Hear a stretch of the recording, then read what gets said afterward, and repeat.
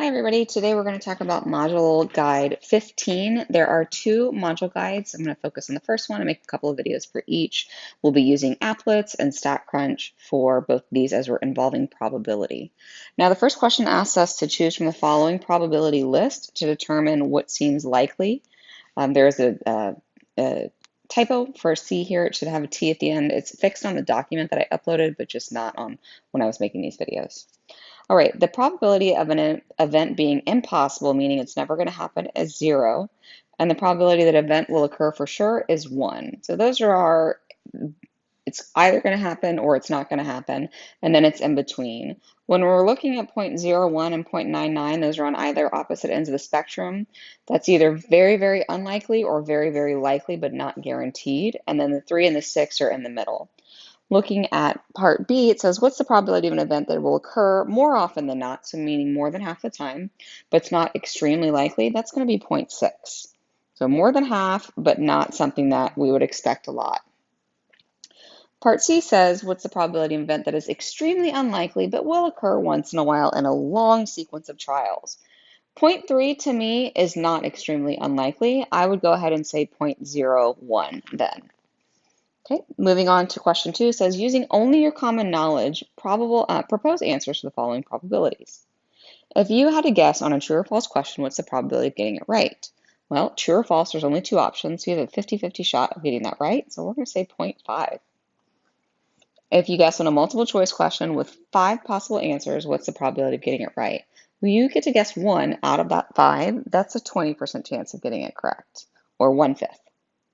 If you have a bag containing 5 red, 8 blue, that's 13 so far, and 10 yellow, which is 23, and choose 1 marble at random, what's the probability that you'll choose red? That is 5 out of 23, which if you divide that winds up being, let me take a calculator here, 5 divided by 23 gives us about 0.217. If you roll a regular 6-sided fair die, what's the probability of rolling a 3? There is 1 3 out of 6 sides, which divides to 0.167 if you're rounding. Okay, considering theoretical probability and empirical probability, which probability is an estimate using data of the likelihood that an event will happen? That's empirical. And then the probability that requires a situation in which all outcomes are equally likely is theoretical. So theoretical for the second one, and empirical for the first.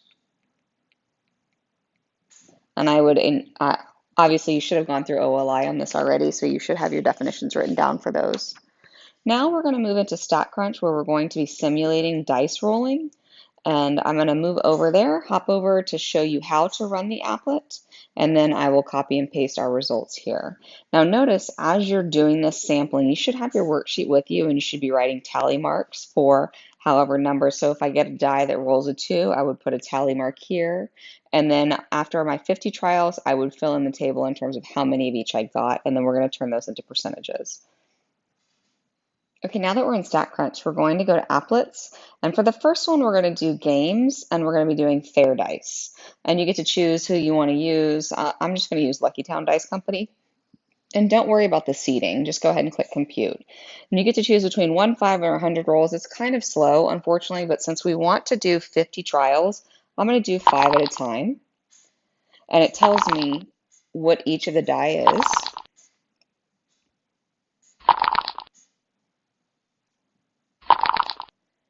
On my worksheet then, I would do a tally for 1, 2 tallies for 2, a tally for 4, and a tally for 6. And I'm going to keep doing this until I get to 50. Now that I'm finished, I can see the different percentages that I can write in my relative frequency. And if I wanted to save this, I can hit Analyze Rolls, and the data is then stored in a new column. Now, the worksheet asks, does it appear that all outcomes are equally likely? Well, if all outcomes are equally likely, we would have a flat uniform distribution where all the probabilities were the same. So it actually does not appear that all are equally likely. And then the question is, should it be the case that all outcomes are equally likely? Why or why not? And yeah, it should be, because each side of the die has an equal chance of being rolled. So 1, 2, 3, 4, 5, and 6. It's not a weighted die. So the die has you could do a 1 or you could get a 2. It should be in theory, but there's no guarantees that if I roll a 1, then I can't roll it again. I have to get a 2 or a 3 or 4. So that's what the probability is. Now we're going to move on to summing the die, which uses a different applet. Okay, we go into applet and we click simulation, and we're going to choose dice rolling, and we're going to choose 2 die to roll instead of 1.